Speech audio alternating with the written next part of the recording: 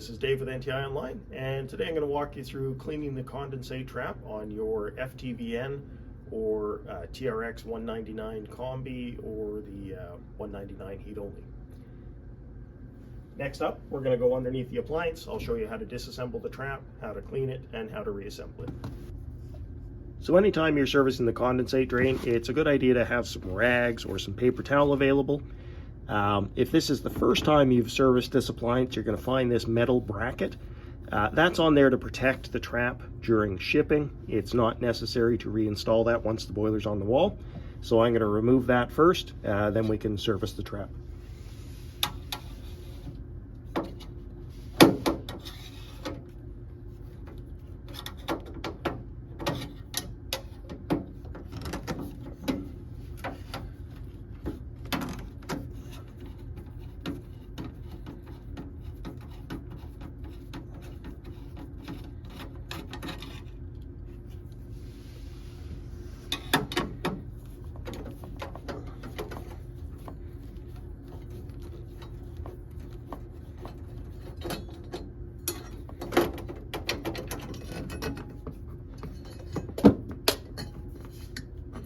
Now the metal bracket's off, we'll just pull the hose out. So this, again, you don't need to reinstall this. Nothing wrong if you do, but it's not required.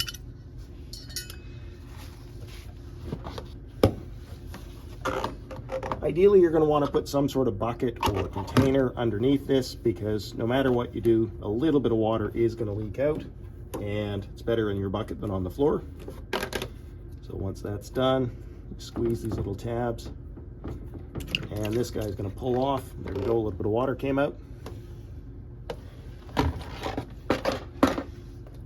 There's not a lot. It's maybe half a cup or about a cup.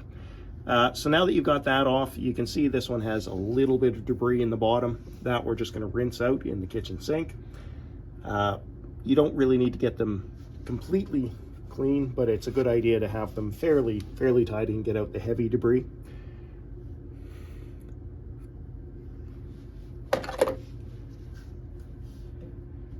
Now up inside here, you can see a little more water and dirt came out. So a little bit of dirt that was in the chamber there. We've got some PVC shavings from the exhaust. You can see there's a ball in here. It's very important that we get the ball clean and we get this cone clean.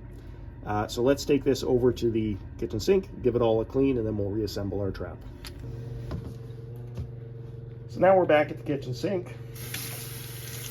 Give this guy a rinse off. We'll give the ball a rinse off. Make sure this cone is in good condition. Sometimes you'll get some heavy buildup in here, kind of a black sandy debris. You may not want to put that down the sink, so you may want to dump that outside or something. It's nothing terribly harmful, but you don't want to clog up a drain.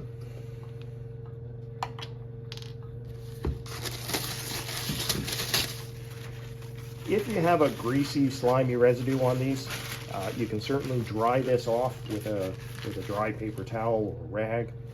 And one thing to look for is to look for a puncture in the ball. If this fills with water, your trap is going to continuously clog, so always give that a good inspection while it's out.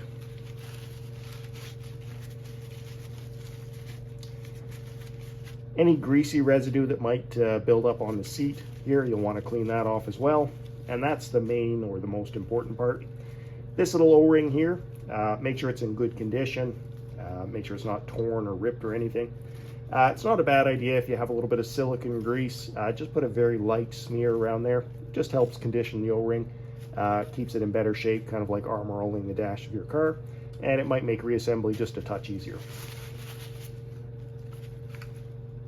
Make sure this passageway is clear. I don't think I've ever seen one really get clogged up, but if you get debris build up in here, your trap is going to clog and you'll have trouble draining the boiler down properly. In order to reassemble the trap, you're going to want to take this cone with the ball on it, push that up inside here. Give it a little twist, make sure it's all the way up in there. It should hold itself in place. If it doesn't, the O-ring's probably damaged or missing. You're going to take the remainder of the trap. This will only fit one way, so it sort of goes in the back here. You're going to slide that up. There's two little latching tabs. And then what the horseshoe clip does is it pushes those tabs outwards to lock them into place so that the trap can't come apart.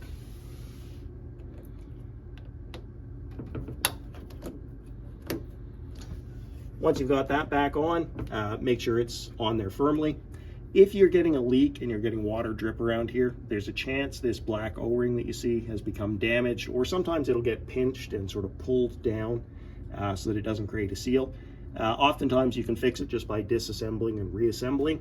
And again, a little bit of grease, just a very fine smear on there, can be helpful. Not required, but sometimes it's useful. Reattach your condensate tubing. And with any condensate trap cleaning, one very important step is to make sure you pre-charge the trap so that the ball is floating. There's a couple of ways you can do this. One is to put the boiler into low fire test mode, let it run for a few minutes. That'll generate a bit of excess condensate to hopefully fill your trap up. You can also use the bleeder on the boiler. However, that does drain system water into the condensate trap.